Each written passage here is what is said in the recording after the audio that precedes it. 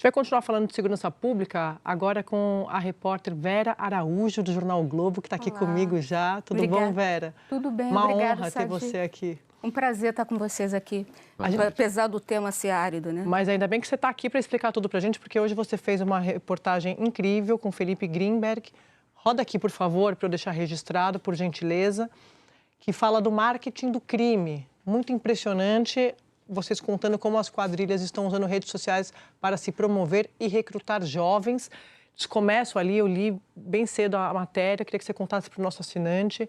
Como é que funciona? Eles começam dando like no perfil, até de gente que não mora nas comunidades. Exatamente. Conta pra gente, por favor. Vou te contar. Foi assim, chamou atenção, né, os menores naquela, enfim, um dos 117 mortos na mega operação das polícias, chama atenção que havia menores no grupo.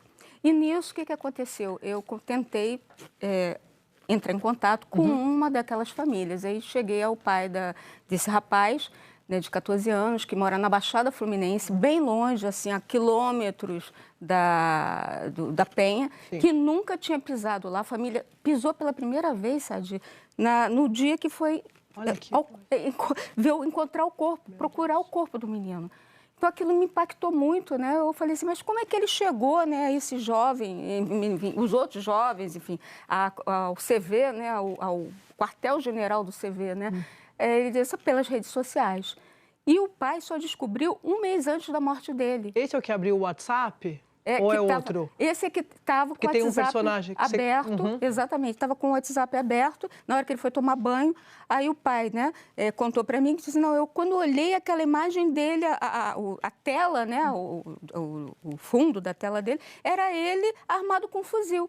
Aí ele tomou um susto, esperou o garoto sair do banheiro e falou assim, meu filho, o que é isso? Eu sou um trabalhador, eu te dou tudo que eu posso, como é que você faz isso? Como é que você chegou a essas pessoas? Onde é essa foto?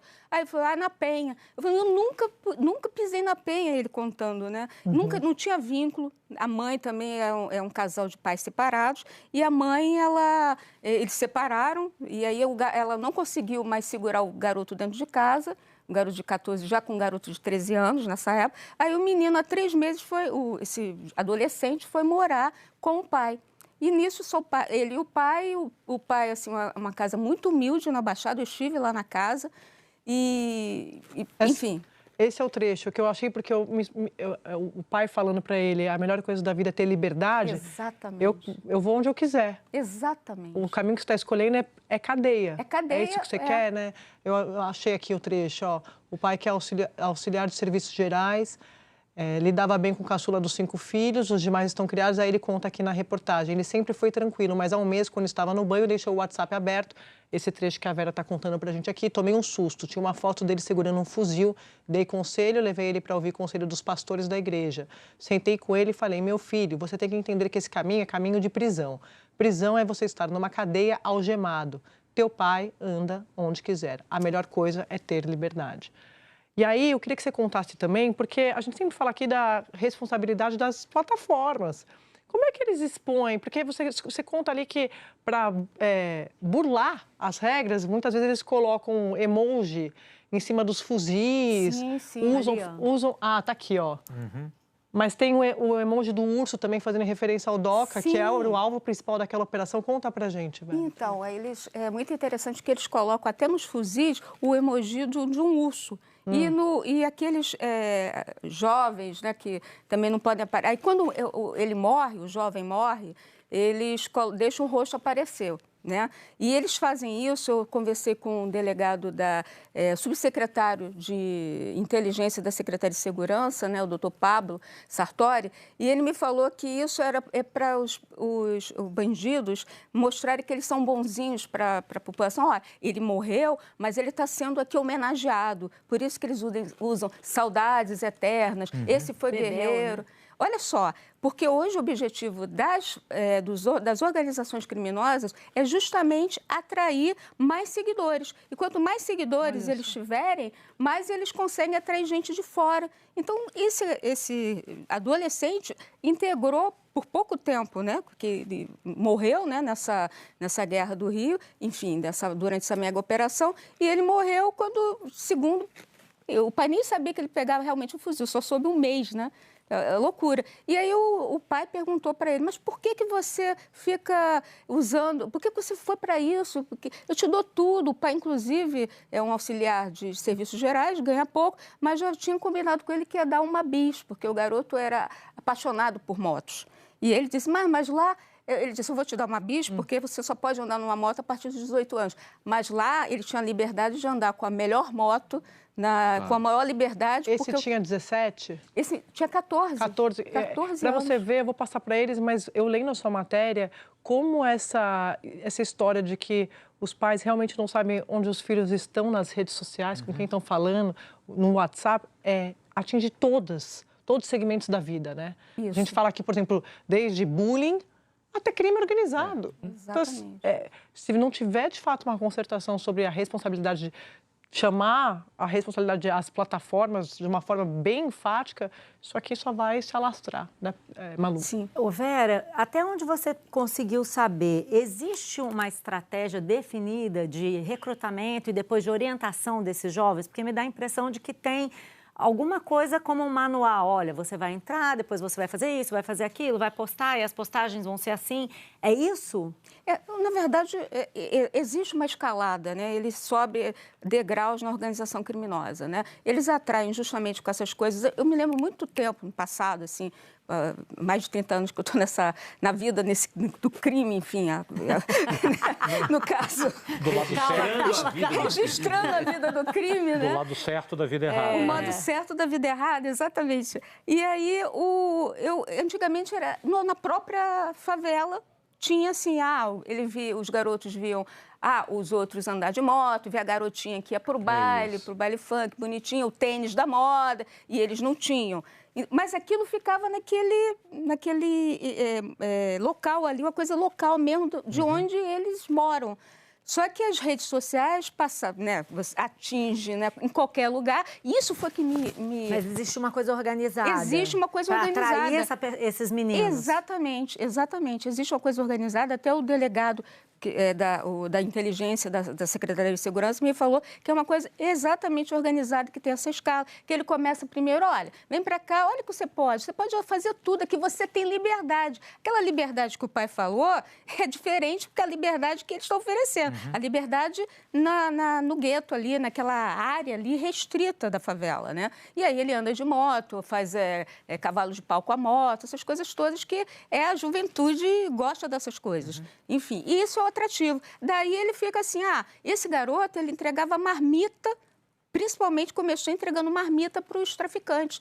Porque com 14 anos, era um garoto de fora, aí começa entregando marmita, aí depois começa no furto, ali da região, aí furta, depois vai para o roubo, depois vai pegando fuzil e passa a ser um soldado. Existe realmente essa coisa estruturada.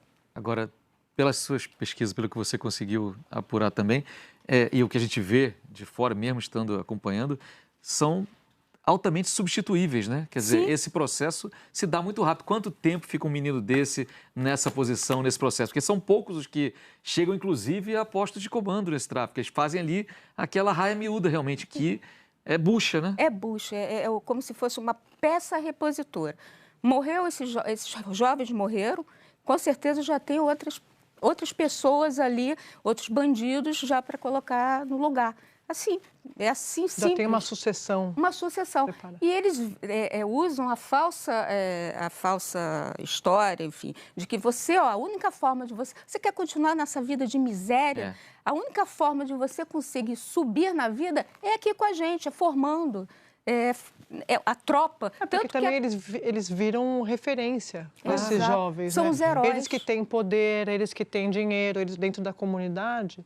Então, eles olham os líderes. Exato. O Doca é uma pessoa querida lá. Tanto que nessas redes sociais chama atenção, até apareceu aqui agora, o Doca, na anterior... O Doca, né, essa é a anterior, o Doca, ele aparece assim como um cara legal, sabe? Ali para ele, um cara de mão de ferro, mas o cara que dá oportunidade. É como se fosse um empregador, né? Essa foto. Ele aparece como um cara até meio diferenciado. Eles fazem alguma coisa com inteligência artificial, com os traços de que ele é um cara legal. Olha só, como se fosse um deus. Só que aquela coisa vermelhada ali por causa do comando vermelho. Vera, tem uma coisa da realidade que briga com essa ideia de ser um provedor, um cara legal. Eu ouvi isso e possivelmente na sua apuração você terá ouvido alguma coisa semelhante. Que boa parte desses mortos locais, pensando no estado do Rio, não da faccionados de outros estados, pertenciam à tal tropa do urso, que era exatamente os garotos que se enamoravam pelo Doca, pela vida que o Doca prometia, e que foram despachados para aquele confronto com o Bob. E que o Doca, ao mesmo tempo, teria se evadido com seus auxiliares mais próximos, os bandidos mais experientes. Isso confere com sua apuração? Confere sim. Porque o Doca, ele, pelas informações que eu obtive até com fontes da polícia, né, do BOP, da COR, enfim, havia túneis lá para a passagem do Doca. E que numa situação dessas, quando ele está numa situação, ele tem vários seguranças, homens de sua confiança, e quando acontece alguma operação para prendê-lo, assim como o Peixão também, do 3º Comando Puro, né, do Complexo de Israel, eles têm túneis e conseguem escapar antes da polícia chegar ao local. E nisso eles colocam os buchos, né, ali, né? Como a ideia da polícia era colocá-los, né, para mata, né, pelo menos, né, a inteligência, né, enfim, segundo eles nessa operação, teria sido isso. Então foi para lá o pessoal realmente para o campo de guerra, né, ali. E você sentiu, nessas coberturas, você faz... A Vera é uma das maiores especialistas em segurança pública, na cobertura jornalística do país. Você sentiu alguma dificuldade dessas famílias quererem falar, Vera? Não senti. Isso que é interessante Eu também. achei muito, porque pelos diálogos... Exatamente, Sadi. É impressionante, porque geralmente quando acontece um caso desses, com tantos mortos, as famílias, elas, não tinha nada a ver, não, o que eu percebo, esse pai mesmo, né, que eu conversei, assim, muito consciente, e ele, inclusive, disse, foi o caminho que ele escolheu, porque ele deu conselho, ele levou, como você acabou de ler, para pastores, e pastores, inclusive, que ele disse que já foram no passado desse tipo do crime, e mesmo assim o garoto não... Enfim, ouvia, eu falei, mas ele não dava, não reagia contra isso, achando que o senhor está certo.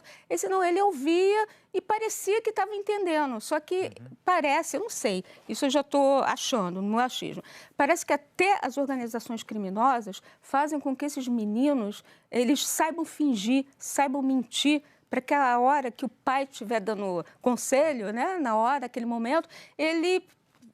tá tudo bem, pai, vou te ouvir, entendeu? Ele entendia dessa forma. Nesse dia que ele morreu, que ele foi para a morte, né, que eu digo, é como se fosse isso, né?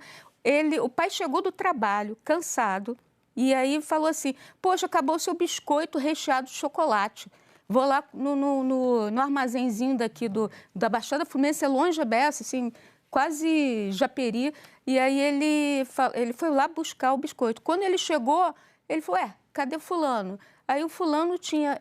É interessante, o Comando Vermelho ainda cria um sistema para retirar esses garotos, tipo, um outro menino da Penha, pegou ele. Passou lá numa moto e pegou ele. Isso, eu estava relembrando isso. É uma coisa assim, surreal, ou seja, eles ainda dão a logística, né, para poder pegar o Mas eu vou repetir aqui, Vera, eu não sei se você concorda, mas eu lendo muito sobre o assunto, que me interessa bastante. Claro que o começo da vida no crime é na adolescência. Então, o Estado falha. Muitos deles com passagens pela polícia. Nessa fase da vida, esses meninos, quando olham para esses líderes poderosos, aí oferece dinheiro, mulher, tudo. É glamour. A moto, a então, TV assim, nova. Exatamente. Você usou na sua reportagem uma expressão que eu acho perfeita, o marketing do crime. É o marketing. Né? A gente viu ali um menino com o cabelo nevado, branquinho, com aquele negocinho. É um penteado que está na moda. É o penteado da moda. E isso é independente de classe social. Por exemplo, eu sou mãe de um adolescente dessa idade e eu vejo, mas os amigos e outros meninos dessa idade, todos nevando o cabelo, são símbolos de status. É a música que ouve, mas não é a só música glorifica. É status, mas é uma sensação. Eu ia só complementar. Pertencimento, exatamente. Isso mesmo. Porque é isso, eles querem... Até quando eles põem tropa do urso, eles pertencem àquele grupo. Pertencem. Quer coisa mais do que adolescente que anda em bando? Vocês sabem disso, a gente fala isso aqui o tempo todo, quando a gente está falando de rede social. E aí, repito, vai do que está acontecendo na escola, no bullying, ao crime organizado. E hoje com a rede social potencializando. Você teve a impressão, nessa apuração especificamente desse caso e dessa história das redes sociais, que as redes estão sendo usadas de fato mais para recrutamento? Você falava, né, que tem um alcance que é muito maior, para fora da comunidade. Então é isso, quer dizer, o jeito como esses meninos acabam utilizando a rede social também ajuda nesse marketing digital para recrutar mais, para demonstrar força, para demonstrar a capacidade daquela organização. Digamos assim, é um alfabeto que está se construindo ali para essa comunicação do crime? Com certeza, não tem dúvidas disso. Infelizmente, né? Até pelo que eu conversei com as pessoas, com as fontes, eles falam exatamente isso, que infelizmente as redes sociais... Porque todo garoto hoje fica com o celular, passa mais horas com o celular do que com os próprios pais. Os pais precisam trabalhar, tem que levar, né, prover, né, levar o dinheiro para casa para comprar as coisas, enfim. E mesmo que eles se esforcem, isso me chamou muita atenção com relação até esse pai, de que, eu já tinha até combinado que a gente ia viajar para Valença para poder tirá-lo desse ambiente. Porque eu tinha que sair da minha casa. Porque ele veio buscar, eles vieram buscar o meu filho aqui dentro de casa, na hora que eu não estava. Então, mas percebam como não tem... exatamente isso, assim, eu conversando umas duas depois da operação com uma fonte que conversa muito, trabalha muito nas comunidades, eu falo, mas como é que resolve? Ele falou, Sadi, você tem que dar sonho para essas pessoas. Você tem que dar a educação para essas pessoas. Porque o crime dá os sonhos, Você tem que dar o colorido. Não do tênis que o bandido vai entregar para ele como líder, como referência. Você tem que ter algum plano para essas pessoas. Sim, exatamente, Sadia. Eu acho que é por aí. Não adianta só polícia na favela. Não. E os próprios policiais têm consciência disso. Quer dizer, não adianta. Sim. Mas precisa, obviamente, ter a retomada do território para que os serviços entrem, para que a educação seja de qualidade também, porque os profissionais, os professores têm que ir lá. Quantas vezes tem uma operação e os professores não podem chegar, ou os próprios bandidos tem um baile, enfim, colocam os garotos até tarde e eles não vão para a escola. Aí tem a evasão escolar. Ou então o garoto, quando vai, por conta para receber até um valor porque, né, tem o valor quando a pessoa vai para a escola, recebe aqueles R$200, mas às vezes o garoto está ali, mas não está ali, né? Está dormindo, sentado, não está prestando atenção na aula. Sim. Então, tudo isso é necessário uma ação conjunta. Não adianta só o Estado sim tem sua parcela, a Prefeitura tem e o Governo Federal. Tem que ser. E as armas, né? A chegada das armas também aí, a facilitação. Vera, privilégios da profissão, poder conversar com quem a gente admira. Se você escrever qualquer coisa, tipo embalagem de shampoo, eu vou ler, qualquer coisa. Eu amo, Vera. Obrigada. Foi um prazer ter você aqui, volto sempre. Obrigada. Nada, que isso. Obrigada, foi um prazer explicar, né? A gente tem que tentar ajudar, Sim, né? explicar, trazer informação.